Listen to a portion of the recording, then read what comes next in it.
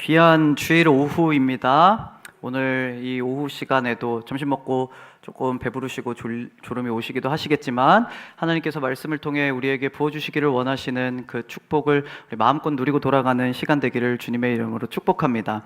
오늘 우리 같이 살펴볼 말씀 찾아보도록 하겠습니다. 마태복음 21장 말씀입니다. 마태복음 21장 18절부터 22절까지 말씀입니다. 마태복음 21장 18절부터 22절까지 말씀입니다. 다 찾으셨으면 제가 봉독해서 읽도록 하겠습니다. 마태복음 21장 18절부터 22절까지입니다. 읽겠습니다. 이른 아침에 성으로 들어오실 때에 시장하신지라 길가에서 한 무화과 나무를 보시고 그리로 가사 잎사귀 밖에 아무것도 찾지 못하시고 나무에게 이르시되 이제부터 영원토록 내가 열매를 맺지 못하리라 하시니 무화과 나무가 곧 마른지라.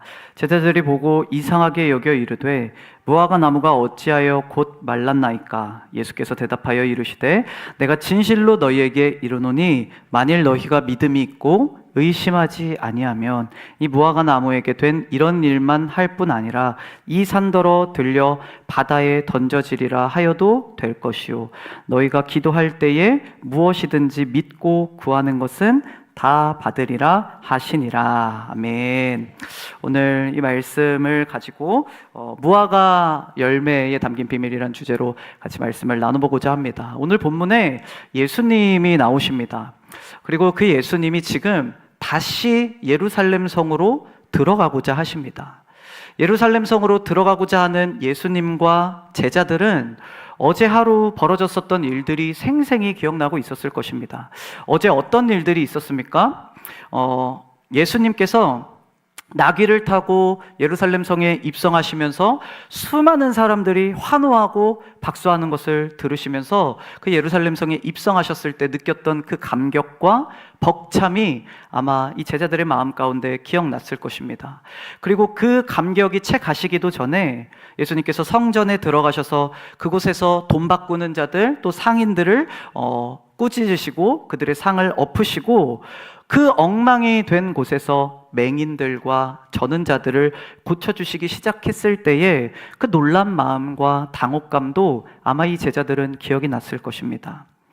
그 이야기를 들은 대제사장과 서기관들이 신성한 성전에서 불경하게 다 뒤엎었다라는 그 말과 많은 사람들이 예수를 그리스도로 구세주로 노래하고 다닌다는 그 말을 듣고 그 대제사장들과 서기관들, 당시의 유대교에서 가장 큰 종교적인 권력을 가지고 있었던 그들이 예수를 죽이고자 그곳으로 찾아왔습니다.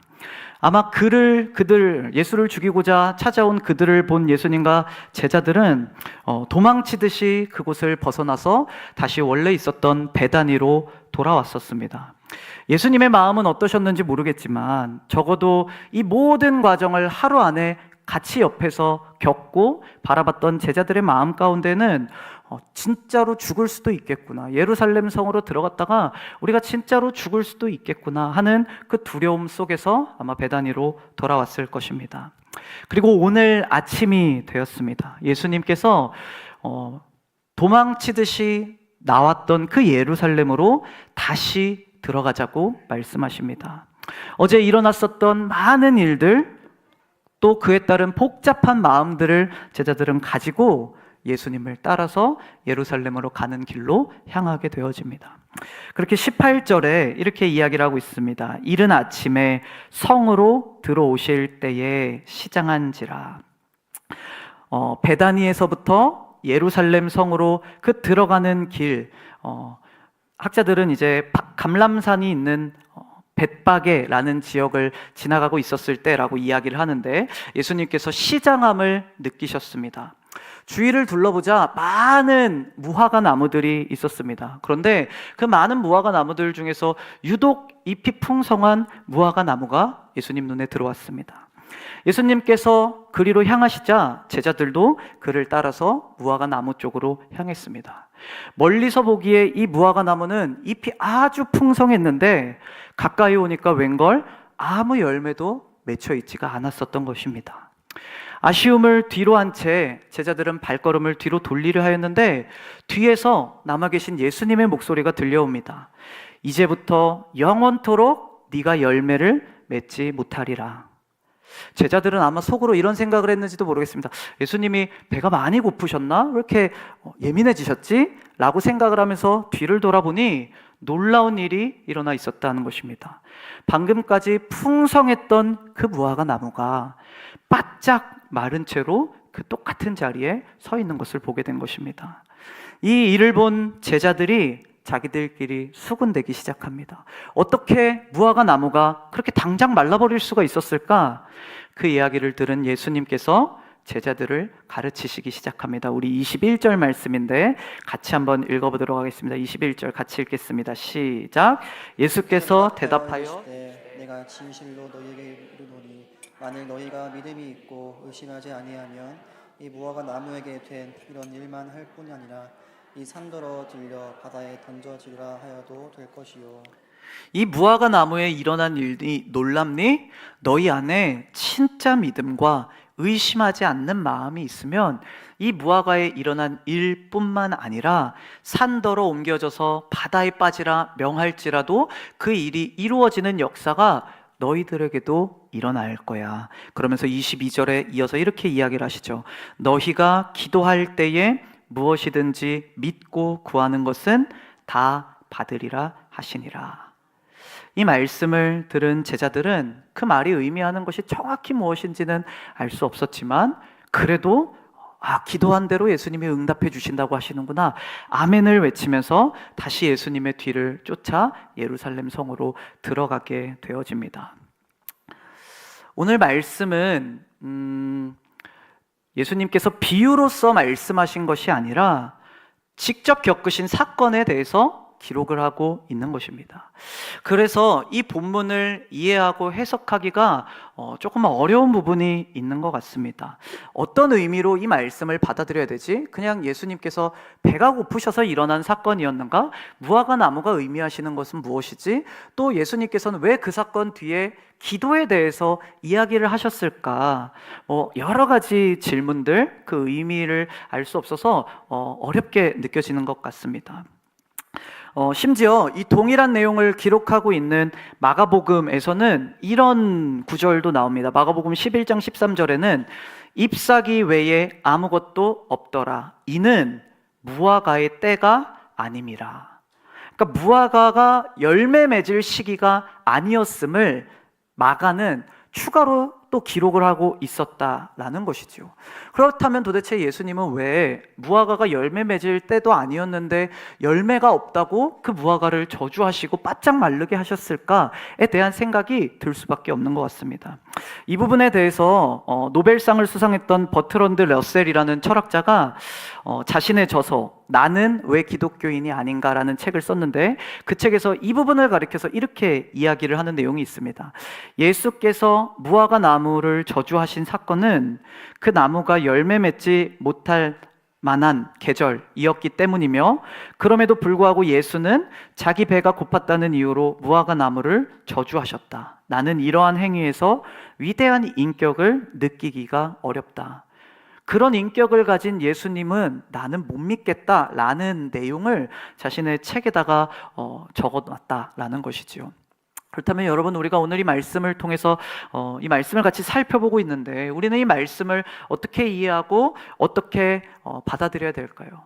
예수님께서는 단순히 공생의 기간 동안 비유나 가르침을 통하여서 우리 가운데 어떤 메시지를 주신 것뿐만 아니라 어떠한 사건을 직접 보이심으로 그 행동을 하심으로써도 우리에게 메시지를 가르쳐 주시고는 하셨다라는 것입니다. 오늘 말씀도 단순히 예수님이 배고팠었던 일화가 아니라 그 안에 제자들을 가르치기를 원하셨고 1차적으로는 그 다음으로는 오늘 이 오후 시간에 이 말씀을 듣는 저와 여러분들에게 전달하기를 원하시는 그 예수님의 마음이 있으셨기 때문에 이 말씀을 기록하셨 다는 사실을 우리가 먼저는 기억하며 나아가야 됩니다. 그래서 오늘 이 말씀을 통해서 무화과 나무가 어떤 의미였는지, 그 열매가 어떤 뜻이었는지, 또 그것이 오늘날 우리에게는 어떤 의미가 되어지는지를 말씀을 통해서 세 가지로 같이 살펴보고 기도하고 마치고자 합니다. 예수님이 이 무화과의 사건을 통해서 가르치기를 원하셨던 것, 그 첫 번째는 무엇이냐면 한번 따라해 보실까요? 예수님은 파괴를 원하신다.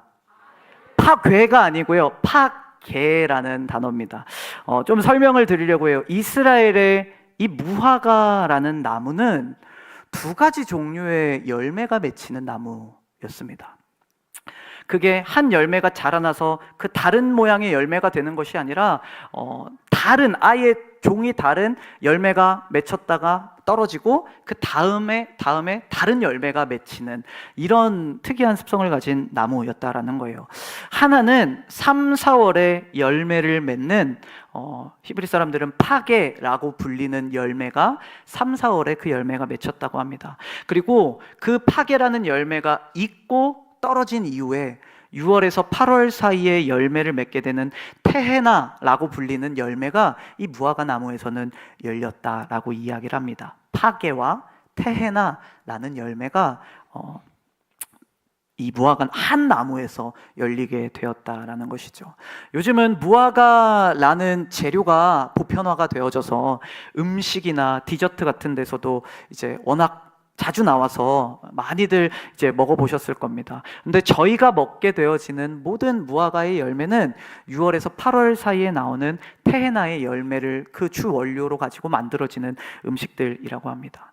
테헤나는 달고 맛이 있지만 파게는 씁쓸하고 그 크기가 작아서 유대 사람들이 즐겨 먹는 과일은 아니었다라고 그래요. 그래서 따로 이 열매들은 수확하지 않고 자연스럽게 떨어져 나가거나 아니면 길가에 있는 어린 아이들이나 배고픈 자들, 가난한 자들이 그냥 그 파게의 열매는 따먹도록 내버려 두었다라고 이야기를 한다라는 거예요. 예수님이 보시고 다가가셨던 그 무화과 나무는 다른 나무들과 다르게 한 가지 커다란 특징이 있었습니다.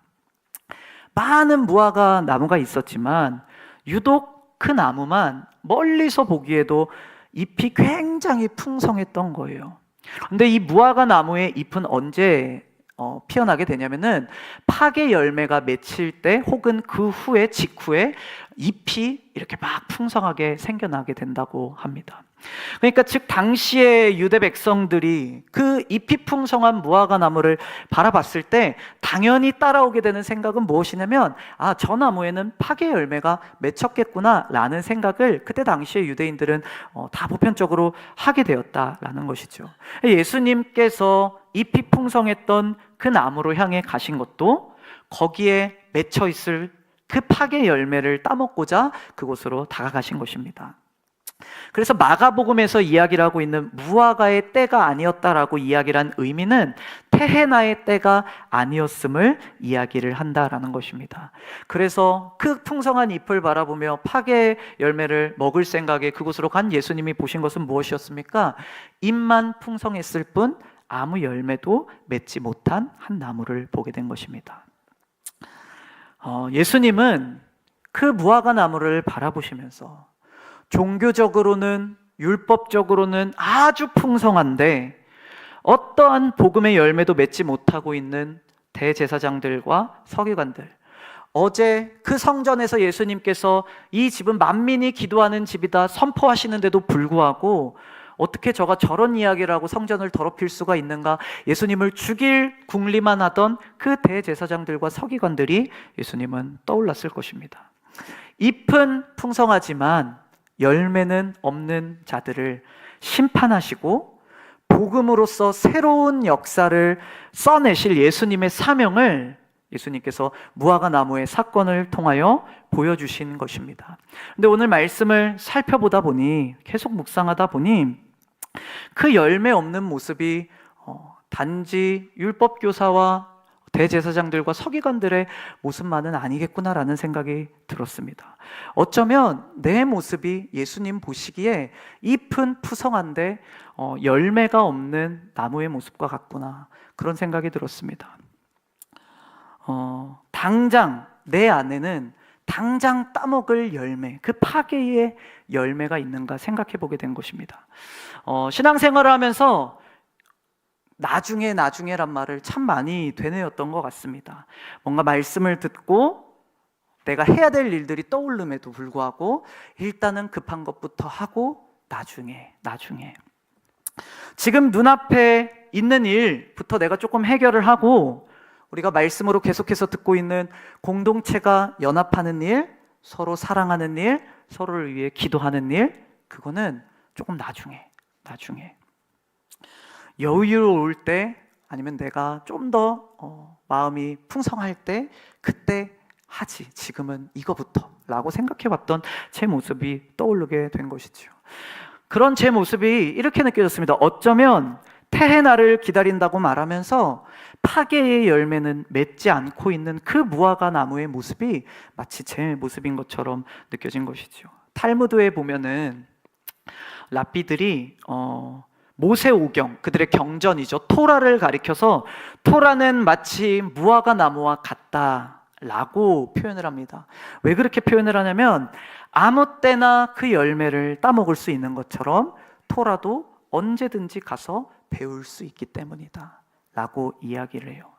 이 무화과 나무가 가지는 상징성은, 유대인들에게 이 무화과 나무가 가지는 상징성은 언제든지 바로 가서 열매를 따먹을 수 있는, 아무 때나 가서 열매를 따먹을 수 있는 그 나무가 무화과 나무였다라는 것입니다.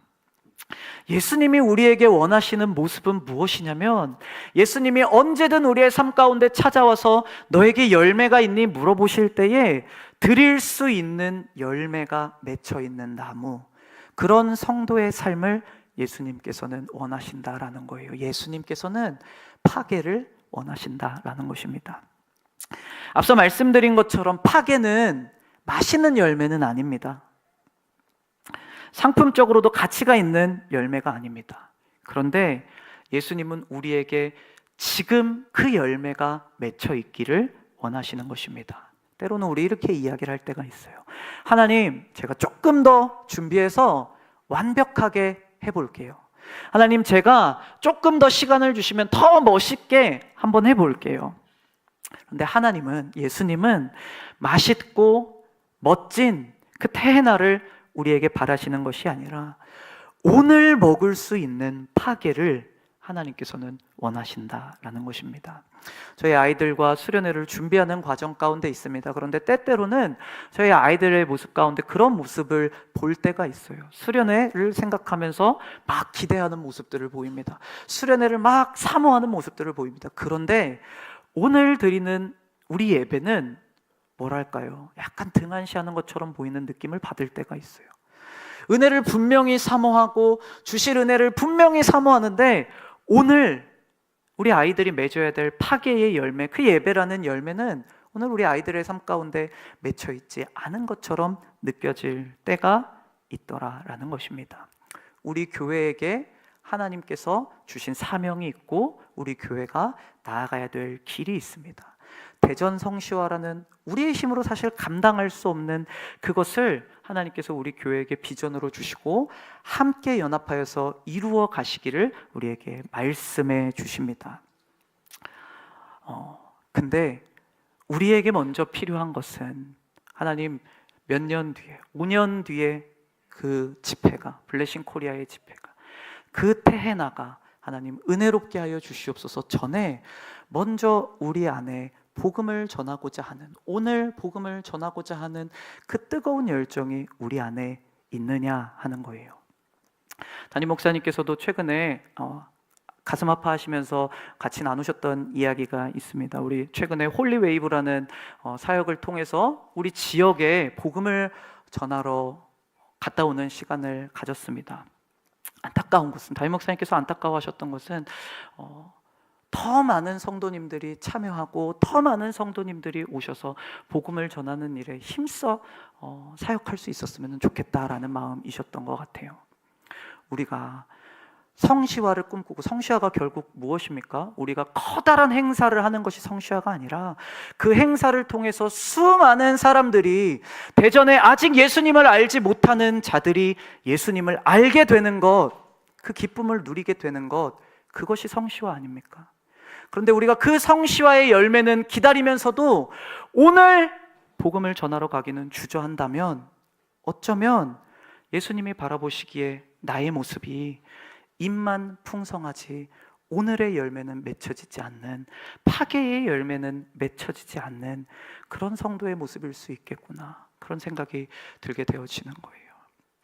간절히 소원하기로는 저와 여러분들의 삶에 파괴의 열매가, 오늘의 열매가 맺히게 되기를 소원합니다. 하나님 더 완벽하게 하겠습니다, 좀만 기다려주세요. 하나님 더 멋있게 해보겠습니다, 좀만 기다려주세요가 아니라, 씁쓸하고 맛없고 어리숙하고 미성숙하지만 하나님, 그러나 오늘의 열매를 내가 맺기를 원합니다. 결국 파괴의 열매를 맺어온 무화과 나무가 테헤나의 열매를 맺더라는 거예요.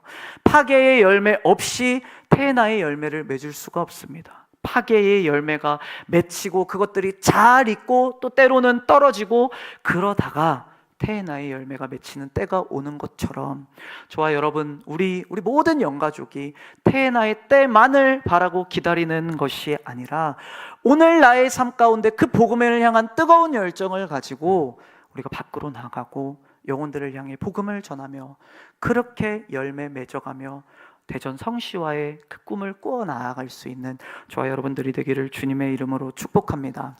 두 번째, 한번 따라해 보실까요? 공동체가 열매를 보장하지 않는다. 앞서 이야기를 한 것처럼 예수님께서 전날에 있었던 그 모든 일들을 마치시고 베다니로 잠시 가셨다가 다음날 아침에 이르러서 다시 예루살렘으로 들어가는 그 길에서 일어나게 된 이야기입니다.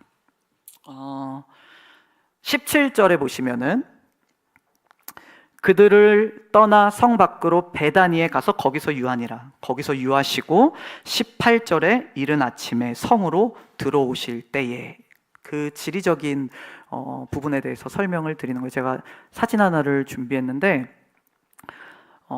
영어로 써 있어서 좀 헷갈리긴 하지만, 맨 빨강색 끝에가 베다니입니다. 그리고 예수님께서 예루살렘 성으로 들어오시는 그 경로를 표현해 놓은 거예요. 그리고 그 중간에 아마 이쯤이었을 것이다, 예수님께서 그 무화과 사건이 있었던 곳이 이쯤이었을 것이다 라고 표현한 지명이 어디냐면은 벳바게라는 지역이었습니다. 이 지역은 21장 1절에도 나와요. 그들이 예루살렘에 가까이 가서 감람산 벳바게에 이르렀을 때에 예수께서 두 제자를 보내시며, 그러니까 나귀를 구해 오던 장소가 그 벳바게라는 장소였습니다. 예루살렘으로 들어가기 위해서 지나가야 했던 지역이었던 것이지요.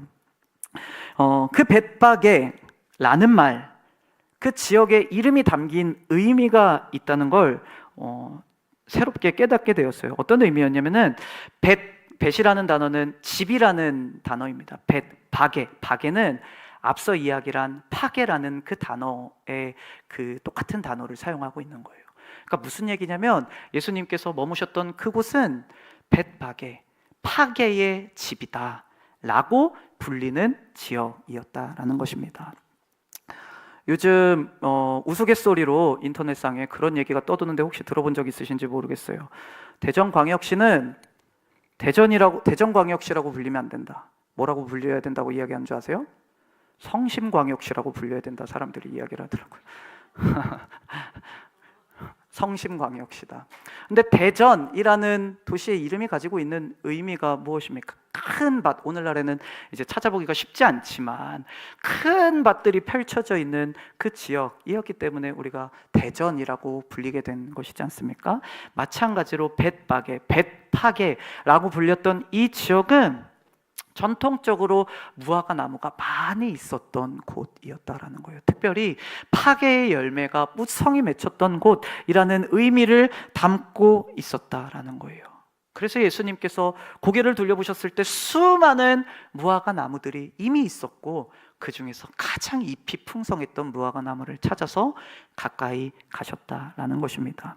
그런데 우리가 기억해야 될 것은 무엇이냐면 벳파게, 그 파게의 집 안에도 열매 맺지 못하는 무화과가 있다라는 사실을 우리가 기억해야 한다라는 것입니다. 여러분, 공동체 안에 있으면 참 좋습니다. 그러시죠? 함께 기도할 수 있는 사람들과 그들과 함께 비전을 나누고 그들과 함께 사역을 하고 그들과 함께 건강한 교회 공동체를 세워간다는 건 하나님께서 우리에게 주신 은혜요 복인 줄 믿습니다. 좋은 공동체 안에 있음을 우리는 감사할 수 있어야 됩니다. 그러나 중요한 것은 무엇이냐면 그 공동체 안에 속해 있는 것만으로 우리가 열매 맺을 수는 없다라는 것입니다. 나는 세중앙 영가족이야, 나는 세중앙 공동체에 속해 있어, 나는 그 이유만으로 우리의 삶에 열매가 맺히는 것은 아니더라 라는 것입니다. 나는 열매 맺지 못한 채로 있는데 공동체가 파괴의 집이라는 이름으로 불린다고 해서 내가 열매 맺지도 못하는 것을 깨닫지도 못한 채 살아가고 있는 모습이 우리 가운데도 많이 있더라라는 거예요. 오늘 말씀을 통해서 우리가 같이 붙잡고 나아가기를 원하는 것은 공동체 따로 내 신앙 따로 이것을 이야기를 하는 것이 아닙니다. 공동체가 주는 유익을 우리는 온전히 누리되 우리가 그 유익에 나 스스로의 모습을 가리고 있지는 않은지, 제대로 못 보고 있지는 않은지 우리가 점검할 수 있어야 된다라는 것입니다. 벳파게, 그 수많은 파게나무, 무화과 나무들, 파게 열매들이 맺히는 그곳에 있었던 그 나무, 잎은 무성했지만 그럼에도 불구하고 파게의 열매가 맺히지 않았던 그 나무를 예수님께서는 마르게 하시더라라는 거예요. 그래서 간절히 소원하기로는 우리가 각자 한 분 한 분이 더 많은 열매를 맺어서, 그래서 우리 교회가 정말로 파괴의 집이라고 불리는, 우리 교회가 정말로 하나님의 교회라고 불리는 놀라운 일들이 저와 여러분들 가운데 있게 되기를 소망합니다. 먼저 우리의 삶 가운데 그 열매가 맺힐 때에 우리 교회도 하나님이 주시는 놀라운 열매들이 맺힐 줄로 믿습니다. 마지막 세 번째는 예수님은 나무를 넘어서 동역자가 되기를 원하신다라는 거예요. 나무를 넘어서 동역자가 되기를 원하신다. 첫 번째로는 파괴의 열매를 원하신다. 예수님은 오늘의 열매를 원하신다. 두 번째로는 예수님께서 공동체 안에 우리가 있다고 하더라도 우리가 열매 맺기를 애쓰는 삶을 살아야 됨을 이야기를 하고 있다면, 세 번째로는 나무를 넘어서서 동역자가 되기를 원하시는 예수님의 마음을 우리가 느낄 수 있게 되어진다는 거예요. 20절 말씀에 제자들이 이야기를 한 것처럼 이상하게 여기면서 예수님한테 이야기를 합니다. 무화과 나무가 어떻게 이렇게 빨리 마를 수가 있었습니까? 이 질문을 들으신 예수님이 21절과 22절에 대답하시는 거예요. 근데 저는 이 부분이 영 어색하게 느껴졌습니다. 왜냐하면 이런 가르침을 주셨더라면 어쩌면 더 와닿지 않았을까 하는 생각을 해보게 된 거예요. 얘들아, 이 잎만 무성하고 열매 맺지 못하는 무화과 나무는 지금 예루살렘 안에 있는 저 대제사장들과 서기관들이란다.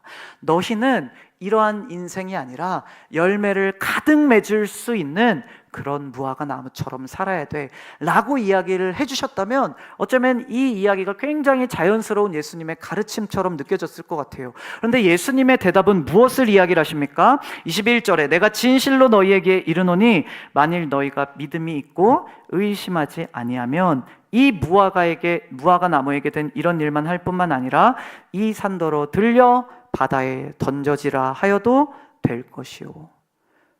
그러면서 22절에 기도에 대한 이야기를 하신다는 거예요. 너희가 기도할 때에 무엇이든지 믿고 구하는 것은 다 받으리라. 예수님은 그런 마음이 들었습니다. 어쩌면 우리가 단순히 열매 맺는 삶을 넘어서서 예수님의 사역에 동참하시기를 원하시는구나. 예수님이 말씀하시는 이 21절의 주된 뉘앙스는 뭐냐면 내가 능력이 있는 게 아니라 기도의 능력이 있다. 내가 능력이 있는 게 아니라 너희들도 믿고 의심하지 않고 기도하면 내가 했던 것 같은 이 일, 산을 산더러 바다에 빠지라 라고 이야기라는 이 이야기가 시편과 또 요한계시록에 나오는 이야기인데, 하나님이 하시는 역사를 가리킬 때 표현되는 표현들이에요. 하나님의 역사를. 그러니까 하나님의 일을, 무화과 나무가 마른 것 누구의 일입니까? 하나님의 역사입니다. 예수님의 그 능력입니다. 그런데 그 능력이 어디에 있는가? 나에게 있는 것이 아니라 기도에 있다. 기도하면 너희도 그 일을 할 수 있다 라는 이야기를 예수님께서 하고 계시다라는 것입니다. 그 말을 통해서 예수님은 단순히 우리가 열매만 맺는 삶, 거기서 끝나는 것이 아니라 예수님의 동역자로서 그 열매들을 가꾸는 삶, 돌보는 삶을 살아가기를 원하시는구나 라는 마음을 깨닫게 되었습니다. 오늘 말씀 뒤에 예수님께서 한 가지 비유에 대해서 말씀하십니다. 우리 그 말씀만 같이 한번 읽어볼까요?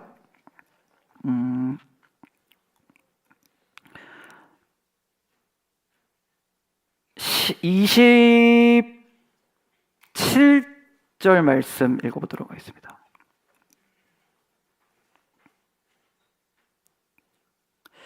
28절 말씀 제가 읽겠습니다.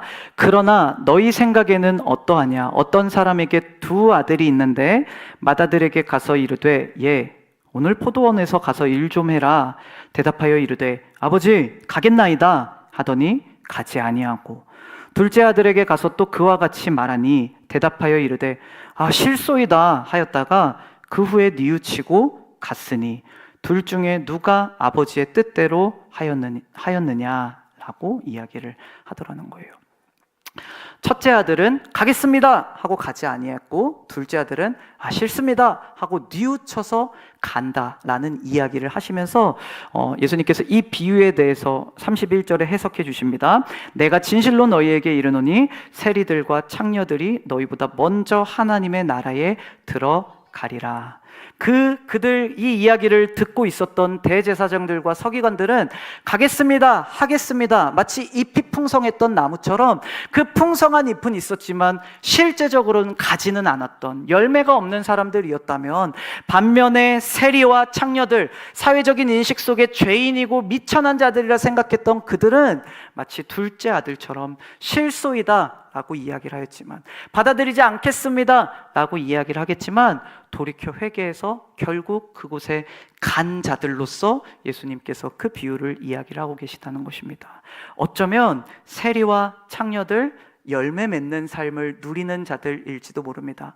그런데 오늘 우리의 본문에서 예수님이 말하고 계신 대상은 너무도 분명합니다. 누구에게 말하고 계시냐면 대제사장들도 아니고 세리와 창녀들도 아니라 제자들에게 이야기를 하고 계시다라는 것입니다.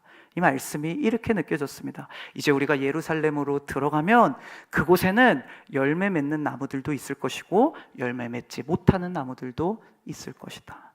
그렇지만 나는 너희가 단순히 열매 맺는 것, 하나님의 은혜를 받아 누리는 것, 받아 누리고 행복해하는 것, 그것을 넘어서서 너희가 예수님께서 부활하시고 승천하시면서 그 지상 명령을 우리에게 맡겨주신 것처럼 내가 하는 이 일을 너희도 하기를 원한단다.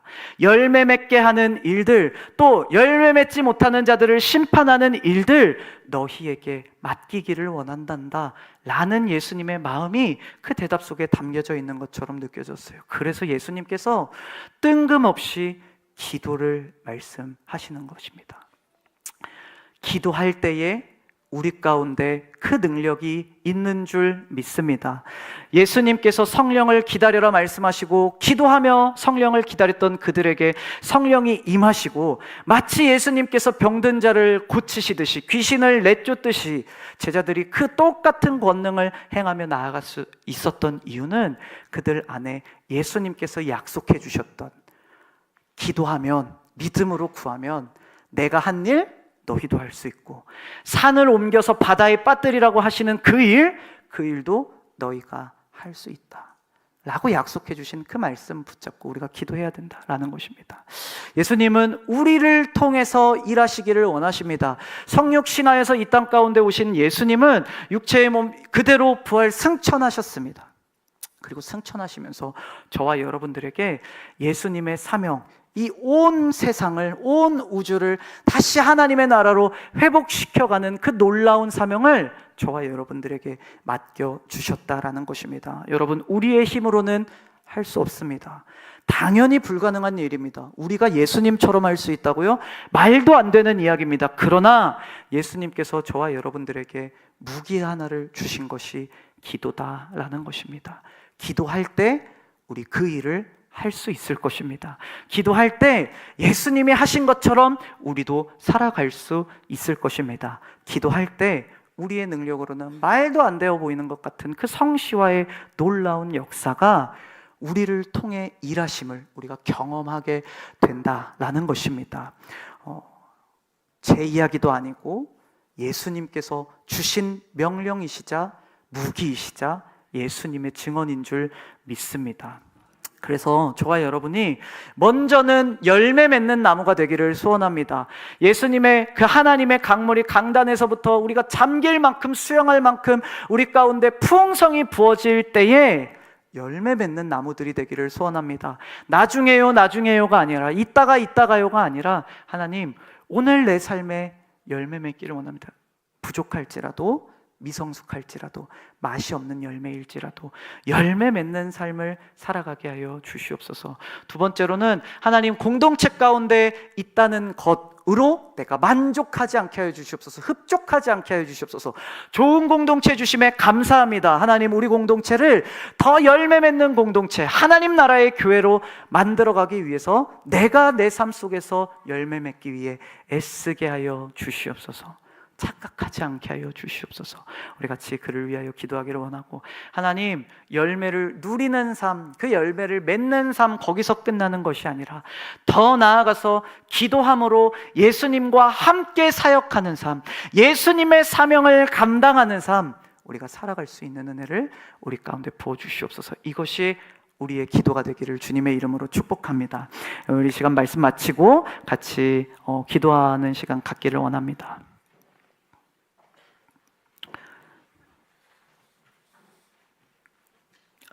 나의 하나님 반주해 주실 수 있을까요? 감사합니다. 우리 이 시간 함께 기도하며 나아갈 때 주신 말씀 하나 붙잡고 같이 기도했으면 좋겠습니다. 설교가 일찍 끝나서요, 기도할 시간이 충분히 있으니까 하나 우리 붙잡고 같이 기도할 수 있었으면 좋겠습니다. 이 시간 기도할 때 먼저는 내 안에 파괴의 열매가 맺히고 있는가? 우리 신앙생활 오래 했음에도 불구하고 여전히 나중에 언젠가 내가 여유가 될 때, 햇빛도 따뜻하고 물도 많고 그때 제가 하나님 열매 맺겠습니다. 멋있는 열매 그때 제가 맺겠습니다. 아니요, 예수님은 오늘 파괴의 열매를 우리에게 말씀하십니다. 파괴의 열매가 우리 가운데 있느냐? 우리 이 시간 기도하며 나아갈 때 하나님, 내 안에 열매가 있는지 점검하게 하여 주시옵소서. 말씀은 들으나 강단에서부터, 교회에서부터 그 생수의 강물이 흘러넘치나 짐벌과 같이, 갯벌과 같이 하나님 열매 맺지 못하는 나무로 살아가고 있지는 않은지 우리의 삶을 되돌아봅니다.